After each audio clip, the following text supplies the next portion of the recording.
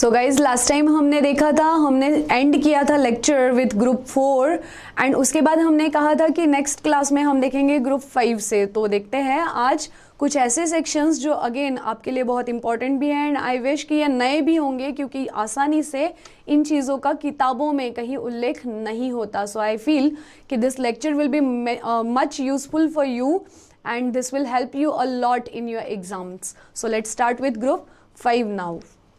अब देखते हैं कुछ ऐसे नाउन या एक नया ग्रुप 5।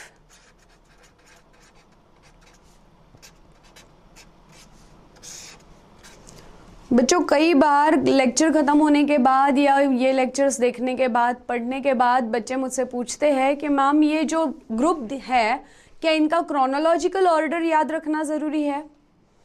नहीं, ये क्रोनोलॉजिकल ऑर्डर याद रखना आपको ज़रूरी नहीं है, क्योंकि नाउन का सेक्शन सिंप्लीफाई करने के लिए इसे हमने ग्रुप में डिवाइड किया हुआ है।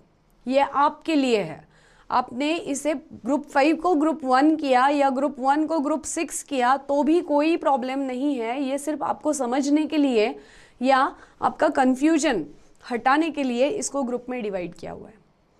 सो इसे ध्यान रखेंगे। फाइन, ग्रुप 5 देख रहे हैं हम एंड ग्रुप 5 है ऐसे नाउन्स जिन्हें हम कहते हैं singular nouns which doesn't have no plural form. ऐसे नाउन को हम यहाँ रखेंगे। अब अभी हमने कहा कि ये नाउन कैसे है, नाउन है सिंगुलर। जब नाउन सिंगुलर है तो गाइज हेल्पिंग वर्ब भी सिंगुलर होगा। हेल्पिंग वर्ब भी सिंगुलर है। ओके, लेट्स सी ये नाउन कौन से होते हैं। ये होते हैं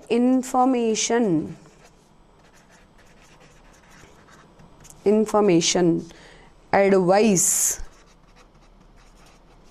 ये होते हैं apparatus।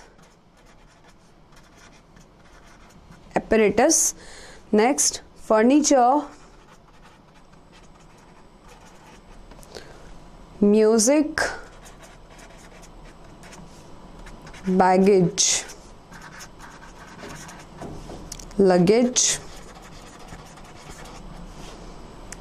Crockery, cutlery, scenery, etcetera.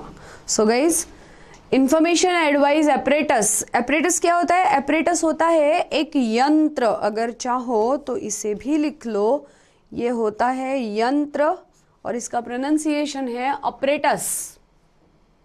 क्या है pronunciation? Apparatus. So here furniture, music, baggage, luggage and crockery. Guys ध्यान रखना, इनका प्लूरल फॉर्म नहीं होता। इसका क्या मतलब है? इंफॉर्मेशन का इंफॉर्मेशंस नहीं होता।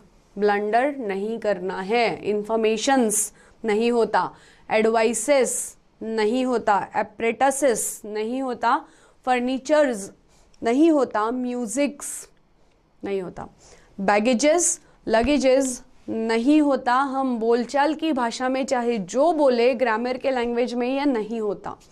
क्रॉकरीज, सीनरीज नहीं होता। ये ऐसे ही होंगे हमेशा। ओके, तो फिर अब यहाँ कहानी ये होती है कि अगर कोई इसे प्लूरल करना चाहे तो फिर क्या करेंगे? फिर हम क्या करेंगे? फिर इसमें अगेन कुछ वर्ड्स को प्रीफिक्स कर देंगे एंड ये होंगे पीस ऑफ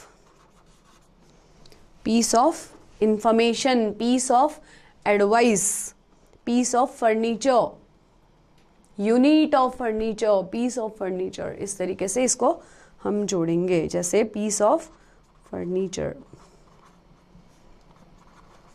जैसे piece of information, piece of information, pieces of information. अगर चाहो तो ये कर सकते हो। ये होंगे आपके प्लूरल फॉर्म। फाइन। अब गाइज जब हम कुछ प्रीफिक्सेस की बात कर ही रहे हैं तो आपको एक इम्पॉर्टेंट चीज़ बता दूँ